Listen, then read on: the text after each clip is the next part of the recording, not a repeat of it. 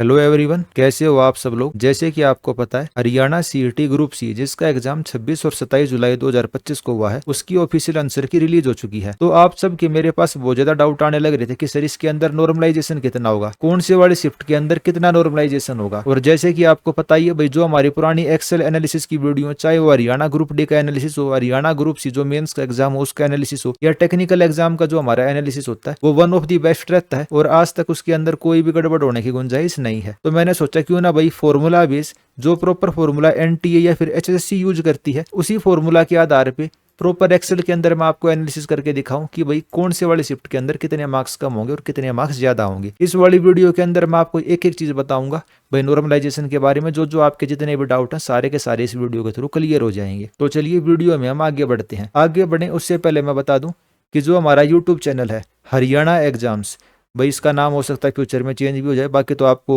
जिस जहाँ से इस वीडियो को देखने लग रहे हो, या मेरा नाम सर्च कर लेना हर्ष दैया, तो जो भी यूट्यूब चैनल आपको दिखाई दे आप उसको ज्वाइन कर लेना और सब्सक्राइब कर लेना। उसके अलावा हम टेलीग्राम के ऊपर भी हैं। जो मैंने आपको एक्सेल का एनालिसिस करके दिखाया है ना, इसकी जो एक्सेल फाइल है, मतलब जो नॉर्मलाइजेशन का पूरा प्रोसेस है, वो आपको टेलीग्राम के ऊपर मिल जाएगी। उसके अलावा जो हमारी पुरानी ग्रुप सी की, ग्रुप डी की जो एक्सेल की एनालिसिस है, तो ग्रुप के जो फाइल सेक्शन के अंदर जाओगे ना, सारी की सारी एक्सेल आपको मिल जाएंगी। आप ये मान के चलिए इकलौता हमारा ऐसा चैनल है या भाई ग्रुप है जो अपने सारे के सारे एनालिसिस को सेम डे या फिर अगले दिन उसकी एक्सेल फाइल ओरिजिनल फॉर्म में टेलीग्राम के ऊपर अपलोड कर देता है। अपलोड करने का पर्पज ये रहता है भाई, जो भी स्टूडेंट हमारी वीडियो को देखते हैं या भाई एक्सेल का एनालिसिस पे खुद भी करना चाहते हैं, तो उनके लिए भी इस चीज में हेल्प हो जाए। और कितने बड़े बड़े इसके अंदर फॉर्मूले लगाने पड़ते हैं और इसमें कितना टाइम लग जाता है, उसका मैं आपको एक उदाहरण दूंगा। देखिए ये कब की है, ये कल की है 5:26 पे ये हमने एनालिसिस करना वगैरह शुरू किया था। और मैं आज की आपको दिखाता हूँ। आज ये मैंने दिन में डाल रखे हैं 3:07 पे। इतना बड़ा तो केवल एक ही सिंगल फॉर्मूला है। ऐसे ऐसे इसके अंदर कोई 10 फॉर्मूला लगाने पड़ते हैं, 3-4 स्टेप होते हैं, तब जाके पूरी की पूरी कट ऑफ बनती है। इसके अंदर रिफाइन करना पड़ता है, किसी फॉर्मूले में कोई गड़बड़ आ जाती है फिर उसको ठीक करना पड़ता है, तो तब जाके ये सारा का सारा प्रोसेस होता है। तो जो हमारा एफर्ट है भाई, उसको आप अप्रिशिएट कैसे कर सकते हैं भाई, आप हमारे यूट्यूब को सब्सक्राइब कर सकते हैं और टेलीग्राम पे हमको ज्वाइन कर सकते हैं। अभी चैनल के ऊपर बहुत कम सब्सक्राइबर है, कम से कम 10,000 सब्सक्राइबर का भाई मैं टारगेट लेके चलता हूँ। इस महीने के अंदर आप हमारे सब्सक्राइबर करवा देंगे। तो चलिए वापस हम अपने नॉर्मलाइजेशन के ऊपर आ जाते हैं। तो भाई मैंने आपको टेलीग्राम के ऊपर और बाकी सोशल मीडिया के ऊपर एक लिंक दिया था कि भाई आपका जो स्कोर बनने लग रहा है ऑफिशियल आंसर की के हिसाब से, आप उसको भाई अपलोड करें, अपना रिस्पॉन्स दे उसके अंदर। तो उसके अंदर करीब करीब 1000 बच्चों ने इस वाले फॉर्म को भरा है।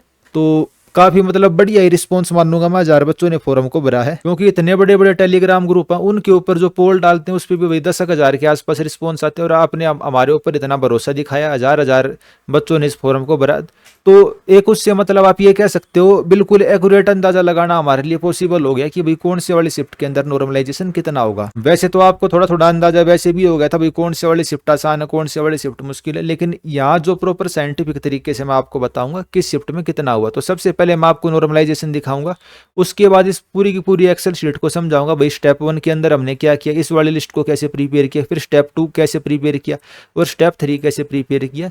और जो भाई एचएससी का फॉर्मूला होता है नॉर्मलाइजेशन का, जो भाई एचएससी इस्तेमाल करती है, ये आप उनका ऑफिशियल नोटिफिकेशन देख सकते हो 4 नवंबर 2022, पूरा इन्होंने फॉर्मूला समझाया हुआ है। जो मेथड ये यूज करती है एचएससी या फिर एनटीए नेशनल टेस्टिंग एजेंसी, वही वाले मेथड को इसमें अपनाया गया है। तो अब देख लेते हैं नॉर्मलाइजेशन कितना होगा। हम सीधा फाइनल स्टेप के ऊपर आ गए हैं। एक बार ये फाइनल स्टेप मैं आपको बता दूं कितना नॉर्मलाइजेशन होगा। फिर जो बच्चे जानने के इच्छुक हैं भाई ये कैसे बनती है, एक्सेल कैसी होती है, कौन सा फॉर्मूला इसके अंदर मैंने लगा है, वो मैं आपको बाद में बताऊंगा। तो सबसे पहले देख लेते हैं कौन से शिफ्ट में कितना नॉर्मलाइजेशन होगा। ये आप अपना स्कोर देख सकते हो। अगर आपको कंपेरिजन करना भाई 26 की मॉर्निंग, 26 की इवनिंग, 27 की मॉर्निंग, 27 की इवनिंग, और फिर नॉर्मलाइज स्कोर। फॉर एग्जाम्पल किसी बच्चे का 27 की मॉर्निंग में, 27 तारीख की मॉर्निंग में कितना स्कोर है, 80 नंबर है। 27 की मॉर्निंग में किसी के 80 नंबर है तो वो किसके इक्विवेलेंट है, 71 नंबर की, 71 नंबर की। 80 नंबर उसके किसके बराबर है, 71 की। उसी तरीके से किसी के 62 नंबर है, वे किसके बराबर है, वे 71 नंबर के बराबर है। 26 की मॉर्निंग शिफ्ट के नंबर 71 के बराबर हो जाएंगे और 80 नंबर इसके 71 के बराबर हो जाएंगे। प्रॉपर ये फॉर्मूला है, आप देख सकते हो यहाँ से लेके यहाँ तक। इतना बड़ा फॉर्मूला आप मान के चलिए, मैंने भी काफी लंबे टाइम से नहीं बनाया था। मतलब पूरा दिमाग खुल जाता है एक एक फॉर्मूले को सेट करने में। पूरी एनालिटिक नॉलेज इसके अंदर यूज करनी पड़ती है, मैथमेटिकल फॉर्मूले पूरा गूगल पे सर्च करो, एरे कहाँ लगेगी, और हल्का सा 1 कोमा डेसिमल या कुछ भी गड़बड़ होते ही पूरा फॉर्मूला बिगड़ जाता है। तो बहुत ज्यादा मेहनत करके आपके लिए प्रिपेयर किया गया है। और इसमें गलती गुंजाइश आप बिल्कुल मत मानो। तो आपको क्लियर हो गया। इस तरीके से मैं एक्सेल शीट आपके साथ शेयर कर दूंगा, या भाई इसकी पीडीएफ बना दूंगा केवल इतने वाले पार्ट की, इसकी और इसकी, ठीक है, इस पूरे पार्ट की। तो अगर किसी को एक्सेल चलानी नहीं आती है या भाई अपने फोन के अंदर ओपन करने लग रहा है तो भी इस चीज को आसानी से समझ सकता है। और एवरेज नंबर कितने कम ज्यादा होंगे तो वो चीज भी मैं आपको दिखा देता हूँ। एवरेज नंबर आपके कितने कम या ज्यादा होंगे, तो एक्सेल के अंदर जो हमारे पास रिजल्ट है उसी को हमने इसमें फाइनल समरी के तौर पे आप इसको समझ सकते हो। भाई ये फाइनल समरी है आपकी। तो 26 की मॉर्निंग के अंदर एवरेज 7 नंबर आपके बढ़ सकते हैं। 26 की इवनिंग में एवरेज 4 नंबर कम होंगे। 27 की मॉर्निंग वालों के 8 नंबर एवरेज कम होंगे और 27 की इवनिंग वालों के 4 नंबर कम होंगे।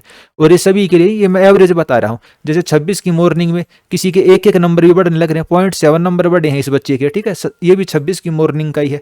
और उसी तरीके से 27 की मॉर्निंग में से केवल 4 नंबर कम हुए हैं, लेकिन इस बच्चे के 9 नंबर कम होने लग रहे हैं, इसके 9.5 नंबर कम होने लग रहे हैं, 9.5 नंबर भी कम होने लग रहे हैं, किसी के 8 नंबर कम हो रहे हैं और किसी के केवल 3 या 4 नंबर कम होने लगे, जैसे इस बच्चे के 4 नंबर कम हो रहे हैं। तो अलग अलग स्कोर के ऊपर अलग अलग नॉर्मलाइजेशन होती है। ये जरूरी नहीं है कि भाई एक शिफ्ट के अंदर सभी बच्चों के 7 नंबर कम होंगे या सभी के 8 नंबर कम हो जाएंगे, ठीक है। तो 80 पे हो सकता है आपके 1 नंबर ही बढ़े और 60 वाले के हो सकता है 5 नंबर बढ़ जाए। तो और ये भी जरूरी नहीं ज्यादा नंबर वाले के ज्यादा स्कोर कम या ज्यादा होगा। तो नॉर्मलाइजेशन का प्रॉपर मैथमेटिकल फॉर्मूला होता है। एक जो मोटा मोटा होता है भाई, इसकी समरी जो होती है ये आप समरी देख सकते हो। और उसके अलावा किस स्कोर पे कितना कम ज्यादा होगा वो मैंने आपको बता ही दिया। जैसे कि आप अपनी स्क्रीन के ऊपर ये देखिए 26 की मॉर्निंग के अंदर जिसके 85 से लेके मतलब 82 से लेके 85 के आसपास नंबर है, उसका क्या रहेगा, 1 से लेके 2 नंबर ही ज्यादा बढ़ेंगे। जिसके 26 की मॉर्निंग में 80 से 85 नंबर यानी कि बहुत अच्छे नंबर हैं, उसके केवल 1 या 2 नंबर ही बढ़ेंगे, उसके बहुत ज्यादा नंबर नहीं बढ़ेंगे। लेकिन 26 की मॉर्निंग के अंदर जब हम 70 के आसपास आ जाते हैं, 70 मार्क्स के आसपास, 65 से लेकर 70, तो आप नंबर देखिए 7, 7.5, 8 नंबर भी बढ़ने लग रहे हैं। और जिसके 60 नंबर के आसपास उसके तो 9 नंबर बढ़ जाते हैं। 63 वाले के इंक्रीज होकर 72.01 हो जाएंगे। और ये कितने डेसिमल पॉइंट तक है, जैसे कि आपको पता हमारे भाई 4, 4, 5, 5 डेसिमल पॉइंट तक। ये देखो 1, 2, 3, 4, 5, 6, 7, 8, 9, मतलब कंप्यूटर ने दिखाना बंद कर दिया, इतना तगड़ा हम एनालिसिस करते हैं। 8, 8, 9, 9 डेसिमल पॉइंट तक आपको हम एनालिसिस करके दिखाने लग रहे हैं। तो गलती गुंजाइश तो इसमें मानना मत। और अगर किसी को शक है तो जब इसका अब मैं फॉर्मूला आपको समझाऊंगा तो वो वाली चीज भी आप इसके अंदर देख के समझ सकते हैं। फिर आ जाते हैं 26 की इवनिंग शिफ्ट में। जिनके बहुत ज्यादा नंबर हैं उसके क्या होंगे, 2, 2, 1, 1 नंबर कम हो जाएगा। लेकिन जिसके एवरेज से नंबर है 78, 77 यानी 70 के लाइन के, उनके 4, 5 नंबर कम हो जाएंगे। फिर 60 के लाइन में आ जाते हैं, 60 के लाइन वाले के 3, 3.5 नंबर कम हो जाएंगे। फिर आ जाते हैं 27 की मॉर्निंग वाली शिफ्ट में, यानी कि जो तीसरी शिफ्ट थी, जिसके बहुत अच्छे नंबर हैं 85 से लेकर 90 नंबर, उसके क्या होंगे, 4, 5 नंबर कम होंगे। लेकिन जिसके 70 के लाइन में नंबर है यानी 80 के आसपास है, 75 के आसपास, उसके 8 नंबर के आसपास कम होंगे। और जिसके इस वाले शिफ्ट में 65 नंबर के आसपास है उसके 7, 8 नंबर कम होंगे। और 50 के आसपास है उसके 4, 5 नंबर कम होंगे। और फिर आ जाते हैं बिल्कुल आखिरी वाली शिफ्ट के ऊपर 27 की इवनिंग, जिसके बहुत अच्छे नंबर हैं 80 से लेकर 85, उसके 3 से लेकर 5 नंबर बढ़ेंगे। 70 से 75 की लाइन में उसके 3, 3.5 नंबर बढ़ेंगे। 65 की लाइन में 4.5 के आसपास नंबर बढ़ेंगे, उसके 50, 55 के आसपास है 3, 3.5 नंबर बढ़ेंगे। तो ये आप देख सकते हो अलग अलग नंबरों के ऊपर अलग अलग वो भाई होता है नॉर्मलाइजेशन, ठीक है। जो ऑफिशियल फॉर्मूला है, जो आपने मेरी पिछली वाली वीडियो भी देखी होगी, HSC CET 2025 आंसर की रिलीज नॉर्मलाइजेशन कितना और कैसा होगा, उसके अंदर मैंने आपको ये वाला नोटिस भी समझाया था कि भाई हो सकता है एक शिफ्ट में किसी के नंबर बढ़ जाएं और एक शिफ्ट में किसी के नंबर घट जाएं। जैसे ये HSC का ऑफिशियल नोटिस है, इसके अंदर देखो इस बच्चे के कितने नंबर हैं, नॉर्मलाइजेशन फाइनल दिखा देता हूं मैं, 200 है। 200 वाले के क्या हो गए, 5 नंबर घट के 195 हो गए। लेकिन इसी वाली शिफ्ट के अंदर किसी बच्चे के मैं आपको बढ़ते हुए नंबर दिखाऊंगा, 155 वाले के 165 हो गए, 101 वाले के 129, यानी एक ही शिफ्ट में नंबर आपके बढ़ भी सकते हैं घट भी सकते हैं। तो वो डिपेंड करता है इन फॉर्मूलों के बेस पे। अब ये तो है नहीं भाई कुछ भी मैंने आके वक्त दिया, जो फॉर्मूले हैं उसके आधार पे आपको बताने लग रहा हूँ। नॉर्मलाइजेशन एक साइंटिफिक प्रोसेस होता है, वेल टेस्टेड होता है, हर एग्जाम में यूज होता है, चाहे वो अमेरिका का एग्जाम हो, भारत का हो, चाइना का हो। इसमें ये वाली चीज नहीं कि HSC ने कोई नई चीज लेके आ गई, क्योंकि कई मैं ऐसे ऐसे टीचर देखने लग रहा हूँ कहते हैं हम तो केस करेंगे, नॉर्मलाइजेशन ऐसे हो जाए वैसे हो जाए। भाई ये प्रॉपर फॉर्मूला होता है और उसी के आधार पे ये किया जाता है ना, और इसके अंदर कोई भी गलत चीज नहीं है। अब कई बच्चे जिसके इसके अंदर देखो 27 की मॉर्निंग में 8, 9 नंबर भी कम होने लग रहे हैं, वे कह सकते हैं ये गलत है, लेकिन भैया गलत नहीं होता, ये बिल्कुल सही होता है। और कोई भी इसके अंदर गलत चीज नहीं है। नॉर्मलाइजेशन के अंदर नंबर कम होना या बढ़ना एक बिल्कुल नॉर्मल प्रोसेस है। अब मैं बता देता हूँ इसको हमने बनाया कैसे है।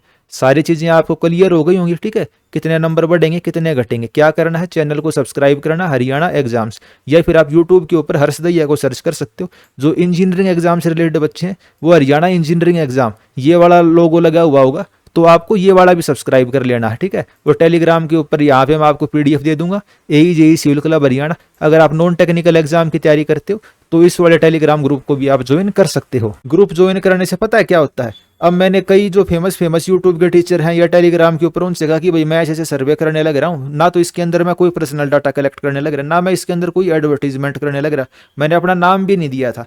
मैंने कहा कि सर आप इसको शेयर कर दो, तो सभी ने मना कर दिया। तो भाई इस वजह से हमारे पास भी अगर सब्सक्राइबर होंगे या बच्चे जुड़े हुए होंगे तो कल को अगर हम कोई इनिशिएटिव लेते हैं तो सही ऑडियंस तक वो पहुंच सकता है, इस वजह से हम इसको कहते हैं। तो आपका काम क्या, चैनल को आप सब्सक्राइब करेंगे, शेयर करेंगे दोस्तों के साथ, और टेलीग्राम के ऊपर भी ज्वाइन करेंगे ताकि फ्यूचर में कोई ऐसे आपका लिए भाई एनालिसिस बनाए तो बिल्कुल एक्यूरेट वो बन पाए। तो ये तो बिल्कुल एक मतलब एक फॉर्मूला मैं आपको सिंपल सा ही दिखाने लग रहा हूँ। कितनी 1 2 3 4 5 6 7 8 9 10 लाइन का ये फॉर्मूला, कितना बड़ा फॉर्मूला, और इसके अंदर मतलब सोचने में पूरा दिमाग वो हो जाता है, एक एक चीज इसके अंदर सोचनी पड़ती है। भाई इससे ये डिवाइड होगा, इससे ये मल्टीप्लाई होगा, इसमें से ये स्मॉलेस्ट लेना है, ये लार्जेस्ट लेना है, यहाँ पे इफ लगना है, यहाँ लार्ज लगना है, यहाँ एरे के फॉर्मूले लगने हैं, यहाँ इस चीज के फॉर्मूले लगने हैं। तो प्रॉपर एनालिसिस के बेस पे होता है। तो हम वापस टॉपिक के ऊपर आ जाते हैं। भाई जिन बच्चों को नॉर्मलाइजेशन जानना था और भाई ये सारी चीजें जाननी थी उनका तो यहाँ पे भाई खत्म हो गई होगी वीडियो। अब जिनको समझना है ये निकलती कैसे है तो उनको मैं बता देता हूँ। एक्सेल इसके अंदर मैं आपको बिल्कुल बेसिक से नहीं सिखाने लग रहा, लेकिन जिनको थोड़ी बहुत भी एक्सेल आती है या नहीं भी आती तो उनको अंदाजा हो जाएगा। जो कैलकुलेटर होता है ना आपका, बस ऐसे मानो एक टेबल के फॉर्म में होता है एक्सेल, एक कैलकुलेटर है ये, लेकिन इसके अंदर बहुत हाई लेवल के फंक्शन और बाकी प्रोग्राम हम यूज कर सकते हैं। इसको मैं बताऊं उससे पहले मैं बता देता हूं मैं कौन से वाला वर्जन यूज करने लग रहा हूं एक्सेल का। मैं एक्सेल का 2024 वाला वर्जन यूज करने लग रहा हूं। मैं इस वीडियो को बनाते टाइम कौन से वाला वर्जन यूज कर रहा हूं, 2024 का। लेकिन अगर आपने मेरी पुरानी वीडियो देखी होगी भाई हरियाणा ग्रुप डी की, जैसे मैंने जिसमें कट ऑफ वगैरह बताई थी, इसके अंदर देखिए जो मेरी जैसे पुरानी वीडियो हरियाणा ग्रुप डी की बिल्कुल एक्यूरेट कट ऑफ वगैरह बताई थी, तो उसके अंदर मैंने एक्सेल कौन सा यूज किया था, 2016 वाला। तो ये बताना जरूरी है कि भाई आपका जो कंप्यूटर है या लैपटॉप है उसके अंदर एक्सेल का कौन से वाला वर्जन है। आपका इनमें से कोई बीच का वर्जन भी हो सकता है, और मेरे पास जैसे कि लेटेस्ट वाला वर्जन है, तो कुछ फंक्शन ऐसे हो सकते हैं जो अवेलेबल नहीं हो। जैसे जब मैं 2016 वाला एक्सेल चलाता था तो कुछ फंक्शन मिलते नहीं थे, तो मैं क्या करता था, गूगल के ऊपर सर्च कर लेता था। जो माइक्रोसॉफ्ट एक्सेल है ना वो वेबसाइट के ऊपर भी चल जाता है, या फिर गूगल की जो शीट होती हैं उनके थ्रू मैं इसको चला लेता था। फिर जो फंक्शन होता था भाई उसको कॉपी पेस्ट कर लेता था मैं, जो आंसर रिजल्ट आता था, और आगे का एनालिसिस मैं एक्सेल में कर लेता था। तो कुछ फंक्शन ऐसे हो सकते हैं जो आपके कंप्यूटर या लैपटॉप में अवेलेबल नहीं होंगे, तो उसका आप इस्तेमाल कैसे कर सकते हैं, या तो आप गूगल शीट का जरिए कर सकते हैं, किसके थ्रू, जो गूगल शीट होती है उसके थ्रू आप इस्तेमाल कर सकते हैं, या फिर माइक्रोसॉफ्ट एक्सेल जो वेबसाइट के थ्रू चलता है भाई लॉग इन करके आप चला सकते हो, उसके थ्रू भी आप इसको चला सकते हो। अब आ जाते हैं एनालिसिस पे। तो सबसे पहले मैंने आप बच्चों से क्या मंगवाए, फोरम के थ्रू रिस्पॉन्स मंगवाए। भाई आप मेरे को ये बताओ आपका स्कोर कितना है। तो 1000 के करीब बच्चों ने मेरे को ये बताया कि सर मेरे 72 नंबर है, मेरे 55 है, मेरे 78 है, मेरे 92 है। तो ढेर सारे बच्चों ने मेरे को ये चीजें बता दी, ठीक है। अपनी कैटेगरी भी बता दी, और एक मैंने आपसे यूनिक कोड भी मांगा था। तो इस वाले एक्सेल को तो मैं शेयर करूंगा सभी के साथ, इस वजह से मैंने उस चीज को हटा दिया है। और भाई ये टाइम हो गया जिस टाइम आपने बताया, और ये आपकी शिफ्ट हो गई। मैंने जो गूगल फोरम के अंदर पोल बनाया था आपको वो बताया था भाई आपकी शिफ्ट कौन सी है। तो मेरा पहला प्रोसेस स्टेप क्या है, मैं एचएससी का ऑफिशियल नोटिफिकेशन ओपन कर लेता हूँ। ये एचएससी का ऑफिशियल नोटिफिकेशन है। तो पहला प्रोसेस हमारा क्या रहेगा, पहला स्टेप रहेगा हमें परसेंटाइल स्कोर निकालना है। क्या निकालना है, परसेंटाइल। एक तो होता है परसेंटेज, परसेंटेज यानी कि 100 में से आपके कितने नंबर बनने लग रहे हैं, और एक होता है परसेंटाइल। ये परसेंटाइल क्या होता है कि भाई आप 100 बच्चों के अंदर कहाँ पे खड़े हो। अगर आपके 100 में से केवल 10 नंबर हैं, लेकिन किसी के भी 11 नंबर है ही नहीं, तो आपकी परसेंटाइल कितनी बनी, 100 परसेंटाइल बन गई आपकी। परसेंटाइल का 99 परसेंटाइल का मतलब क्या है कि आप केवल 1% बच्चों से पीछे हो। 90 परसेंटाइल का क्या मतलब है, केवल 10% बच्चे आपसे पीछे हैं। तो उसके लिए हमने क्या किया, इसके अंदर एक्सेल के अंदर फॉर्मूला लगा दिया। जैसे मैंने आपको बताया था, सिंपल ये एक कैलकुलेटर है। एक्सेल क्या है, एक तरीके का कैलकुलेटर है, और इसके अंदर हमें क्या लगाने पड़ते हैं, मैथमेटिकल फंक्शन लगाने पड़ते हैं। इसके अंदर तो सिंपल मैंने कॉपी पेस्ट किया हुआ है, वो मैं फॉर्मूला दिखा देता हूँ आपको मैंने क्या फॉर्मूला लगाया हुआ है। अब आप अपनी स्क्रीन के ऊपर देखिए, ये भाई मैंने जो आपको फिलहाल एक्सेल शीट में शेयर करूंगा उसके अंदर यहाँ पे फॉर्मूला नहीं लगा हुआ है, लेकिन जो मैंने फॉर्मूला लगाया वो मैं आपको दिखा देता हूँ दूसरी शीट में। बाकी कॉपी पेस्ट करके मैं वहाँ भी दिखा दूंगा आपको, ठीक है। इसमें मैंने क्या फॉर्मूला लगाया, देखो एक तो हमारे पास शिफ्ट हो गई, 27 की शिफ्ट, 26 की शिफ्ट, 28 की शिफ्ट। लेकिन जब हम परसेंटाइल निकालेंगे तो 26 की मॉर्निंग शिफ्ट को हम 26 की इवनिंग के साथ तो कंपेयर कर नहीं सकते। तो सबसे पहले हमें इसमें से क्या फिल्टर लगाना पड़ेगा, काउंट इफ एस का। ठीक है भाई, मैं केवल तभी गणूंगा, मैं क्या करूंगा, केवल तभी गणूंगा जब, जैसे कि 27 की इवनिंग के लिए मेरे को परसेंटाइल निकालनी है, तो मैं क्या करूंगा, 27 की इवनिंग के लिए परसेंटाइल निकालने के लिए मैं केवल 27 की इवनिंग वाले बच्चों को गिनूंगा। काउंट इफ यानी कि 27 इवनिंग वाले बच्चे, इस पूरी की पूरी लिस्ट के अंदर तो भाई 27 इवनिंग भी है, मॉर्निंग में, तो मैं केवल किसको फिल्टर कर लिया मैंने, 27 इवनिंग को। अगला क्या है, 26 इवनिंग, तो इसमें देखो 26 इवनिंग ऑटोमेटिकली फिल्टर होने लग रहा है आपको, यहाँ से ऊपर देखो इसमें 26 इवनिंग सेलेक्ट हो रखा है। अब मैं अगले सेल के अंदर जाऊंगा, तो जिस भी सेल के अंदर मैं जाने लग रहा हूं केवल उसके सामने वाला सिलेक्ट हो रखा है। ठीक है, इसके अंदर 27 की मॉर्निंग इसने ऑटोमेटिकली उठा लिया। तो इस तरीके से इसमें सारे सेलेक्ट होते जाएंगे। तो सबसे पहले मैंने क्या किया, सारी शिफ्टों में से जिस वाली शिफ्ट का मेरे को परसेंटाइल निकालनी है तो उसको मैंने सेलेक्ट कर लिया, यानी कि उसको एरे के फॉर्म में मैंने निकाल लिया। काउंट इफ एस, B10 से B367 में से मैंने किसको निकाल लिया, B10। यानी जिस भी चीज़ का मैं एनालिसिस करने लग रहा हूँ, मैं 85 मार्क्स की यानी ये इस वाले बच्चे के मैं परसेंटाइल निकालूंगा तो मैं केवल 27 इवनिंग वाले बच्चों को ही देखूंगा। तो इस वजह से पहले मैंने B10 को सिलेक्ट किया। अब फिर मेरे को क्या सिलेक्ट करना पड़ेगा, अब मेरे को गिनना है, अब मेरे को क्या गिनना है, ऐसे बच्चे जिनके D10 यानी कि जिस बच्चे को मैं देख रहा हूं उससे कम या फिर उसके जितने नंबर हैं, उससे कम या फिर उससे जितने नंबर हैं। जैसे पहले वाला बच्चे के नंबर कितने, 85, तो इसमें इसको मैं दिखाता हूँ। 85 यहाँ पे सेलेक्ट हो रखा है ना, तो मैंने क्या देखा, जो नंबर है 85 से कम नंबर कितने बच्चों की हैं। लेकिन इसके अंदर कंडीशन क्या लगी हुई है, केवल मैं 27 इवनिंग वाले बच्चों को देखूंगा। अब इसमें 26 इवनिंग वाले की 84 है, तो वो वाले बच्चे को हम नहीं गण रहे, क्योंकि मैंने पहले क्या फिल्टर कर दिया, केवल मैंने 27 इवनिंग वाले बच्चे देखे। फिर मैंने क्या देखा, 85 से कम या उस जितने नंबर कितने बच्चों के, तो 85 तो हाईएस्ट था 27 इवनिंग के अंदर, जो हमारी ये वाली लिस्ट है इसके हिसाब से। ठीक है, ये भाई पहले वाला एनालिसिस है, आपके साथ फाइनल ये वाली लिस्ट शेयर करी जाएगी, क्योंकि ज़्यादा बच्चों ने इसको भरा। ये मैंने पहले भाई जब कम बच्चों ने रिस्पॉन्स दिया था तब का मैं परसेंटाइल आपको दिखाने लग रहा हूँ। ठीक है, तो ये मैंने क्या कर लिया, इसके अंदर 85 से नंबर कम कितने बच्चों की हैं 27 की इवनिंग शिफ्ट के अंदर। तो ये तो आ गई भाई टोटल कितने बच्चे हैं जिनके 85 से कम या ज़्यादा नंबर है, मतलब वो कम या उस जितने नंबर। और डिवाइड हमें क्या करना पड़ेगा, डिवाइड करना पड़ेगा टोटल बच्चों से। लेकिन चारों शिफ्टों के हम टोटल नहीं करेंगे, जो हम टोटल करेंगे केवल किसके टोटल करेंगे, उस वाली शिफ्ट के। तो इस वजह से यहाँ पे जो आपको B10 दिखने लग रहा है ना, B10 कौन सा है, B10 है ये 27 इवनिंग वाला। ठीक है, इसमें देखो B10 कौन सा है, 27 इवनिंग वाला, लाल रंग से जो हाईलाइट हो रखा है।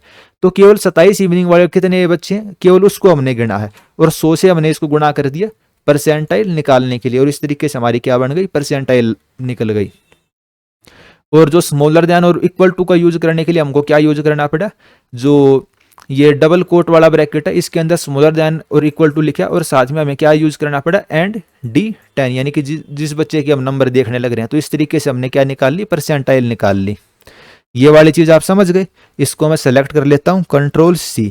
ठीक है, आपके साथ जो मैं एक्सेल शेयर करूंगा उसके अंदर आप इसको मैं पेस्ट कर देता हूँ, ताकि आपके फ्यूचर वही अगर आप इसको देखना चाहो तो इसको देख सकते हो। केवल मैं फॉर्मूला पेस्ट करता हूँ, = हटा देता हूँ आगे से। कोई भी फॉर्मूला यूज करने के लिए = का साइन होना जरूरी है एक्सेल के अंदर। तो जब आप इस एक्सेल को देखोगे तो ये वाला फॉर्मूला आपको यहाँ पे लिखा हुआ दिख जाएगा। बस ये आपके देखने के लिए मैंने इसको यहाँ लगा दिया, क्या ताकि कोई बच्चा इसको सीखना चाहे तो कर सकता। तो सबसे पहले मैंने क्या निकाल लिया, परसेंटाइल। अब अगला स्टेप क्या था, अब अगला स्टेप देखते हैं। अगले स्टेप में हमें क्या करना है, तो जो HSC ने एग्जाम्पल दिया उससे समझाऊंगा, और फिर जो मैंने किया उससे समझाऊंगा। तो ये 4 शिफ्ट थी मान लो, उसके अंदर अलग अलग बच्चों के नंबर। तो पहले स्टेप में हमने क्या की, सबकी परसेंटाइल स्कोर निकाल ली, तो वो हमने निकाल ली परसेंटाइल। अब हम अगले स्टेप के अंदर क्या करेंगे, जो परसेंटाइल स्कोर है उसको डिक्रीजिंग ऑर्डर में लिखेंगे। 100 परसेंटाइल, 99.99 परसेंटाइल, और 1 परसेंटाइल, 4-5 भाई 100 परसेंटाइल। तो क्या है, पहली शिफ्ट में भी किसी के 100 परसेंटाइल होंगे, सेकंड वाली शिफ्ट में भी, थर्ड वाली शिफ्ट में भी, और फोर्थ वाली शिफ्ट में भी। तो देखो 4 कैंडिडेट के कितने 100 परसेंटाइल। और इसी तरीके से जो अलग अलग परसेंटाइल है वो हो सकता है 2 बच्चों की हो, 3 बच्चों की हो सकते हैं। ठीक है, तो इस तरीके से हो सकता है, या 1 बच्चे के इक्वल हो। और यहाँ हम क्या कर लेंगे, रो स्कोर उनका लिख लेंगे। 100 परसेंटाइल पहली शिफ्ट में किसके थे, 200 नंबर वाले बच्चे के, दूसरी शिफ्ट में 194 के, तीसरी शिफ्ट में 188 के। तो इसको मैं कर देता हूँ बंद। और जिस एक्सेल में मैं आपको दिखाने लग रहा था वो दिखाता हूँ। अब इसके अंदर तो क्या हजारों बच्चों का डाटा, ये 100 4 बार लिखा हुआ है, लेकिन इसके अंदर देखो इसमें 100 केवल एक बार लिखा हुआ। तो इसको हम क्या करेंगे, अब एक एक बच्चे का तो हमें करना नहीं, हमें एक्सेल के अंदर फॉर्मूले लगाने होते हैं। तो उसके लिए हमारा फंक्शन होता है यूनिक फंक्शन। क्या यूनिक फंक्शन, हमने यूनिक फंक्शन लगाते हुए क्या कर लिया, यूनिक परसेंटाइल को लिख लिया। तो जो 100 है वो क्या आ गया, केवल एक बार आ गया। फिर उससे अगला क्या था 99.57, ये एक बार आ गया। 5495 ये एक बार आ गया। फिर ये देखो 5238 दो बार है, लेकिन इसमें क्या 5238 केवल एक बार, यानी कि हमने यूनिक निकालना है। हमें क्या है यूनिक, कोई भी चीज दो बार रिपीट नहीं होनी चाहिए, जैसे इन्होंने इसमें करा है। और फिर उनका स्कोर आ जाएगा, रो स्कोर S1 का, S2 का, S3 का, यानी चारों शिफ्टों का। तो जैसे हमारे पास 4 शिफ्ट थी, मॉर्निंग इवनिंग मॉर्निंग इवनिंग, तो वो हमने इसके अंदर लिख लिया। ठीक है, 100 परसेंटाइल के कोरोस्पोंडेंस 99 पॉइंट, इसके कोरोस्पोंडेंस 99.55, इस वाले की कोरोस्पोंडेंस। तो ये हमारा क्या हो गया, पहला स्टेप हो गया। पहला तो क्या, इसको मैं जीरो वाला स्टेप ही मानूंगा। अब इस वाले प्रोसेस तक पहुंचने के लिए हमें इसके अंदर क्या करना पड़ेगा, एक बार फिल्टर और लगाना पड़ेगा। हमें क्या करना पड़ेगा, एक बार और फिल्टर लगाना पड़ेगा। वो हमें क्यों लगाना पड़ेगा, क्योंकि भाई इस वाले फॉर्मेट में लेके आने के लिए हमें इसके अंदर कैलकुलेशन करनी पड़ेगी। फिर हमने 26 मॉर्निंग के अंदर मैंने क्या फिल्टर लगाया, भाई जो सारी की सारी शिफ्ट है उसके अंदर मैं किसको सर्च करूंगा, G28 को, यानी कि केवल मॉर्निंग शिफ्ट वालों को मैंने सेलेक्ट किया। और फिर मॉर्निंग शिफ्ट वाले के अंदर जो परसेंटाइल है इसके कोरोस्पोंडेंस वो हमने लिख ली यहाँ पे। ठीक है, तो 100 परसेंटाइल तो रहनी रहनी है। ये देखो 26 मॉर्निंग 100, तो 26 के नीचे 100 आ गया। 27 मॉर्निंग 100, तो 27 मॉर्निंग के नीचे क्या आ गया, 100 लिखा हुआ आ गया। 26 इवनिंग के अंदर 100 है, तो 27 इवनिंग के, ये 26 इवनिंग के नीचे 100 आ गया। तीसरे नंबर पे क्या था, 26 इवनिंग। इसी तरीके से सभी आ जाएंगे। जैसे इसमें देखो 26 मॉर्निंग के सामने कितना परसेंटाइल है, 97.61, तो 97.61 ये मैं ऐसा इसलिए कर रहा हूं ताकि इस वाले फॉर्मेट में इसको कन्वर्ट कर सकूं, क्योंकि हमारे पास तो फॉर्मेट ये बनाया नहीं है ना, हमें तो सारा फॉर्मेट बनाना, हमारे पास तो रो डाटा है। फिर उसको एनालिसिस करने के लिए हमें इस वाले फॉर्मेट में बनाना पड़ा, और इसको फिर हम क्या करेंगे, रो स्कोर के अंदर कन्वर्ट करेंगे। अब मेरे को ये पता है भाई 100 परसेंटाइल है, यूनिक परसेंटाइल लिख ली। 100 परसेंटाइल 26 मॉर्निंग में किस, मतलब 100 परसेंटाइल वाले बच्चे के कितने नंबर थे, 85 थे। लेकिन वो एक एक बच्चे के तो मैं लिखूंगा नहीं, तो इसके अंदर मेरे को फिर से फॉर्मूला लगाना पड़ा। क्या फॉर्मूला लगाना पड़ा, इफ एन ए, अगर भाई ब्लैंक वैल्यू नहीं है, अगर ब्लैंक वैल्यू नहीं है 26 मॉर्निंग के अंदर, और हमें क्या सर्च करना है, 100 परसेंटाइल। हमें अब सर्च क्या करना है, 100 परसेंटाइल, फिर 99.57 परसेंटाइल, फिर इस वाले परसेंटाइल को सर्च करेंगे। तो 100 परसेंटाइल मैंने सर्च करा, और मैं कौन से वाली वैल्यू दूंगा, फिर इसके अंदर मैंने वी लुक का अप का फंक्शन भी लगाया। वी लुक अप मैंने क्यों लगाया, क्योंकि 100 परसेंटाइल वाले बच्चे के कितने नंबर हैं, 85 नंबर, वो हमें कौन देगा, वी लुक अप देगा। और इसमें हर बार हमें वैल्यू मिलेगी। और मान लो 26 की मॉर्निंग के अंदर 99.57 वाला परसेंटाइल नहीं है, तो मेरे रिटर्न होके क्या आ जाएगा, 0 रिटर्न हो जाएगा। जैसे इसके अंदर देखिए भाई 100 परसेंटाइल वाले के 200, लेकिन 99.999 ये सेकंड शिफ्ट में और फोर्थ शिफ्ट के अंदर था, तो यहाँ पे क्या आ गया, ब्लैंक आ गया। तो उसी तरीके से हमारे में ब्लैंक की जगह हमने क्या लिख दिया, 0 लिख दिया। तो एनालिसिस करने के लिए मैंने 0 लिखा, ताकि आगे मैं एनालिसिस करके दिखाऊंगा तो मेरे को आसानी हो जाएगी। तो 26 की मॉर्निंग शिफ्ट में 99.5238 परसेंटाइल था, तो उसके लिए क्या आ गया, 84 आ गया। इसके अंदर ये 99.49 था, तो 86 आ गया। बाकी के अंदर ब्लैंक आ जाएगा। भाई उस वाले शिफ्ट के अंदर वो वाले परसेंटाइल नहीं है, तो क्या आ जाएगा, ब्लैंक आ जाएगा। तो इस तरीके से जितने भाई ये परसेंटाइल स्कोर था, उस इतने परसेंटाइल वाले बच्चे के कितना स्कोर है, रो स्कोर, वो हमने इसके अंदर एक्सेल में प्लॉट कर लिया। ये हमारा क्या था, सेकंड स्टेप था। ये हमारा क्या था, सेकंड स्टेप, जैसे इसके अंदर इन्होंने प्लॉट किया है। थर्ड स्टेप हमारा क्या है, जो खाली है इसके अंदर, जहाँ पे जो 0 लिखा है वहाँ में क्या करना पड़ेगा, इंटरपोलेशन करना पड़ेगा, लीनियर इंटरपोलेशन। तो ये वाला फॉर्मूला हमको लगाना पड़ता है लीनियर इंटरपोलेशन का। और इस वाले फॉर्मूले को लगाने के बाद जो खाली थी उसके अंदर देखो, खाली की जगह एक वैल्यू आ गई ना, एक वैल्यू आ गई ना सभी के अंदर। तो उसी तरीके से फिर जब मैंने स्टेप नंबर 3 के अंदर लीनियर इंटरपोलेशन लगाया, तो जो भी खाली था, जहाँ पे भी 0 लिखा हुआ था, भाई 85 के बाद 0 था, लेकिन इसमें देखो 85 के बाद क्या आ गया, 84.1। ये मैंने यहाँ पे इतना बड़ा फॉर्मूला लगाया हुआ है, जो आपको दिखाया था भाई अभी टेलीग्राम के ऊपर, कि भाई देखो इतना बड़ा फॉर्मूला लगाना पड़ा है मेरे को। तो ये तो और ज़्यादा बड़ा फॉर्मूला था, लेकिन इसके अंदर भी गड़बड़ आने लग रही थी। तो फिर मैंने कुछ और जुगाड़ निकाला, इसका सर्च करता गया, इसमें रिसर्च करता गया। इसमें मतलब माइंड का बहुत तगड़ा यूज करना पड़ता है। ऐसा होगा तो वो, ऐसा होगा तो वो, ये वाला फंक्शन लगा दूंगा तो क्या होगा, वो वाला फंक्शन लगा दूंगा तो क्या होगा। तो फिर आखिरी में जो भाई काफी बड़ा फंक्शन था उसकी जगह छोटा सा फंक्शन जो ये स्मॉल वाला दिखने लग रहा है ना, उससे फिर मैंने इसको सेट कर लिया। और फाइनली भाई जो ये है इंटरपोलेशन के बाद इस तरीके से हमारा नॉर्मलाइजेशन का फाइनली आ गया। फिर हमें क्या निकालना रहता है, नॉर्मलाइजेशन का स्कोर, जो हमारा स्टेप नंबर 4 है। स्टेप नंबर 4 में हम क्या निकाल लेंगे, नॉर्मलाइज स्कोर। जो नॉर्मलाइज स्कोर होता है उसको निकाल लेंगे। जो हमने यहाँ पे इंटरपोलेट करके वैल्यू निकालनी है उसका हम क्या करते हैं, यहाँ पे एवरेज करते हैं। तो यहाँ मैंने उसका एवरेज कर दिया और ये हमारा क्या आ गया, नॉर्मलाइज स्कोर आ गया। तो इसी के बारे में हम इस वीडियो के अंदर देखने लग रहे थे। फिर मैंने ऐसे बता दिया भाई 26 की मॉर्निंग के अंदर भाई एवरेज नंबर कितने कम ज़्यादा होने लग रहे हैं हर परसेंटाइल के कोरस्पोंडेंस भाई 88 परसेंटाइल। अच्छा ये तो नॉर्मलाइज स्कोर है।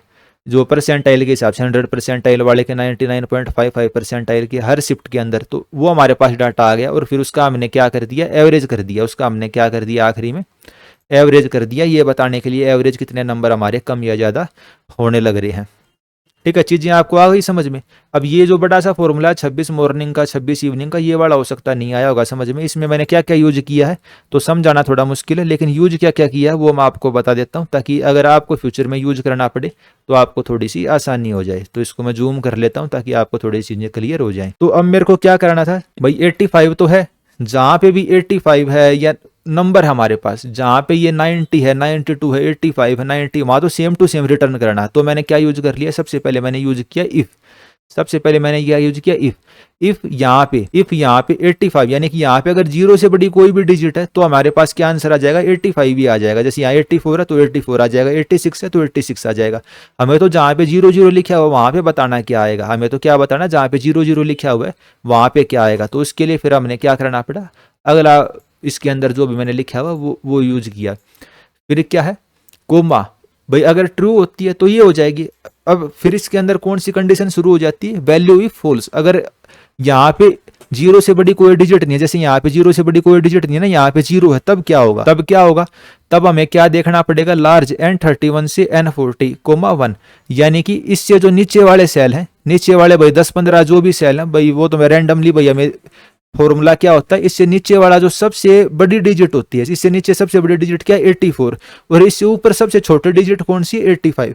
तो लार्ज मैंने यूज कर लिया N31 से लेके N40, यानी इसके नीचे जो करीब करीब 10 सेल हैं उसमें से जो सबसे बड़े वाले डिजिट है वो मैंने निकाल ली, वो क्या आ गई हमारी 84। और फिर हमें क्या निकालना था, VLOOKUP फंक्शन का यूज करके 84 के सामने जो परसेंटाइल स्कोर था वो हमें बताना था। 84 के सामने परसेंटाइल कितना था, 99.999 जो भी है वो हमें बताना था इसके अंदर। ठीक है, तो उसके लिए फिर आगे मैंने VLOOKUP का फंक्शन लगाया और ऊपर वाले जो डिजिट है 85, 26, इसके अंदर स्मॉलेस्ट कौन सा वो बताना था। लेकिन उसके अंदर दिक्कत क्या आने लग रही थी वो मैं दिक्कत बताता हूँ। अब इसके अंदर देखो, जो सबसे बड़ी डिजिट है वो तो आप बता दोगे भाई 82 सबसे बड़ी डिजिट है, लेकिन ऊपर वाले जो अंक है उसमें सबसे छोटी डिजिट कौन सी है, तो आप कहोगे सर 84 है। लेकिन कंप्यूटर ऐसे काम नहीं करता ना, कंप्यूटर तो 0 को पढ़ेगा। कंप्यूटर क्या कहेगा जी सबसे छोटी डिजिट 0 है, तो हमारा फॉर्मूला तो गलत हो जाएगा। तो हमें इसके अंदर फिर से इफ लगाना पड़ा। तो हमने कौन सा फंक्शन यूज करा, स्मॉल इफ। स्मॉल के अंदर हमें इफ लगाना पड़ा। इफ इसमें से जो है हम किसको देखेंगे, 0 से बड़े वाले एरे को। इस वाले पूरी टेबल को मैंने सिलेक्ट करा और फिर क्या लगा दिया, इफ N16 से लेके N34 ग्रेटर देन 0। अगर ये ग्रेटर देन 0 है तो क्या रिटर्न करेगा, N16 से लेके N34, यानी कि ग्रेटर देन 0 वाली जो वैल्यू है केवल उसी को रिटर्न करेगा ये। जहां पे 0 से छोटी वैल्यू है, मतलब 0 के इक्वल या 0 से छोटी वैल्यू है, उसको वो रिटर्न नहीं करेगा, 0 से बड़ी वैल्यू को रिटर्न करेगा। तो इसको वो पढ़ेगा नहीं, 0 को नहीं पढ़ेगा, इस वाले 0 को नहीं पढ़ेगा। वो हमें क्या देगा, 85 और 84। अब इसमें से सबसे छोटी कौन सी, 84। तो इस वाले फंक्शन से हमें क्या मिल गया, 84। फिर दोबारा लार्ज का हमें फंक्शन यूज करना पड़ा। फिर VLOOKUP हमें लगाना पड़ा कि भाई इससे सबसे छोटी वाले जो डिजिट है, इसके अंदर नीचे जो सबसे छोटी वाले डिजिट है उसके सामने जो ये हमें यूनिक परसेंटाइल दिखने लग रही है ना, मान लो 82 के सामने यूनिक परसेंटाइल है 98.57। तो उसके लिए हमें इसके अंदर क्या लगाना पड़ा, VLOOKUP का फंक्शन लगाना पड़ा। एक VLOOKUP हमें स्मॉल के लिए करना पड़ा, एक VLOOKUP हमें लार्ज के लिए करना पड़ा। फिर हमें डिवाइड करना पड़ता है इसको, भाई जो लार्जेस्ट वैल्यू है भाई इसका परसेंटाइल जो 99 पॉइंट है, माइनस जो इसके नीचे वाला जो फंक्शन है उसकी लार्जेस्ट परसेंटाइल। और फिर उसको डिवाइड करके मल्टीप्लाई करके जो भी है ये फिर हमारा आ गया 83.1। और ये भाई जितने भी डेसिमल पॉइंट तक आप इसको देखना चाहो उतने डेसिमल पॉइंट तक आप इसको देख सकते हो। ये तो भाई कैलकुलेटर ने करा है, एक्सेल ने करा है, ठीक है। तो मेरे हिसाब से भाई जो नॉर्मलाइजेशन कैसे होता है वो मैं समझाने में कामयाब हुआ हूँ। बाकी थोड़ा चीज मुश्किल थी, थोड़ा फिर भी मतलब एक अंदाजा सा तो मैंने दे ही दिया। और फॉर्मूला ये आप देख सकते हो जो आखिरी में भाई इंटरपोलेशन के लिए x1 plus x2 minus x1 divide by p2 minus p1 multiply by p minus p1। इसी के लिए यहाँ पे जो जैद करी है यहाँ पे, तो ये इसी वाले फॉर्मूले के लिए करी है। x1 क्या हो गया भाई, x1 हो गया छोटे वाला, यानी कि मान लो मेरे को यहाँ पे बताना है क्या, तो x1 क्या है, इससे नीचे वाली सबसे बड़ा अंक 192, और x2 क्या है, इससे ऊपर सबसे छोटा अंक यानी कि 200। मान लो यहाँ पे बताना ठीक है, जहाँ पे मेरा कर्सर है। तो इससे सबसे छोटा, इससे नीचे वाले लाइन में सबसे बड़ा कौन सा 88, और इससे ऊपर वाले लाइन में सबसे छोटा कौन सा 180। और फिर 180 के सामने परसेंटाइल देखिए और 88 के सामने परसेंटाइल देखिए। और उस चीज़ को सेट करने के लिए फिर इसको ये बनाना पड़ा, और इसको सेट करने में सबसे ज़्यादा टाइम लगा। जो भाई आप ये देख सकते हो अलग अलग, भाई मैंने आपको शेयर करा, भाई टाइम बहुत ज़्यादा लगने लग रहा है, तो इसी को बनाने में वो टाइम ज़्यादा लगता है। बाकी तो क्या है, एक्सेल एक बार फॉर्मूला बन गया, मैंने आपको समझा दिया, आपको हो गया ये तो बहुत आसान है। लेकिन इस चीज़ को स्टार्टिंग में बनाना, भाई कहाँ पे इफ एल्स लगेगा, कहाँ पे वी लुकअप लगाना, कहाँ लार्ज लगेगा, कहाँ स्मॉल, कौन सा ऑपरेटर कहाँ पे लगेगा, वो दिमाग मतलब बिल्कुल बहुत ज़्यादा यूज करना पड़ जाता है, दिमाग खराब हो जाता है, लेकिन मज़ा भी आता है, ठीक है। तभी मैं इसको बार बार करता हूँ और तभी वीडियो के फॉर्म में आपके साथ शेयर करता हूँ। और जो कट ऑफ की वीडियो होती हैं, एक्सेल की वीडियो होती हैं, और बहुत ज़्यादा आप वो पसंद भी करते हो, ठीक है। तो भाई आपको क्या करना है, सारी चीज़ें समझ में आ गई होंगी तो इसको अपने दोस्तों के साथ आप शेयर कर सकते हो, चैनल को सब्सक्राइब कर सकते हो। और मेरे देखते देखते चैनल पे कितने सब्सक्राइबर हो गए हैं, 999। हरियाणा एग्जाम्स वाले पे कितने हो गए, 999। तो जब आप देख रहे होगे 1000 तो हो ही गए होगे। तो भाई आपको पहले ही मैं थैंक यू कह देता हूँ 1000 सब्सक्राइबर के लिए। लेकिन 1000 से काम नहीं चलेगा, 10,000 सब्सक्राइबर आपको करवाने हैं।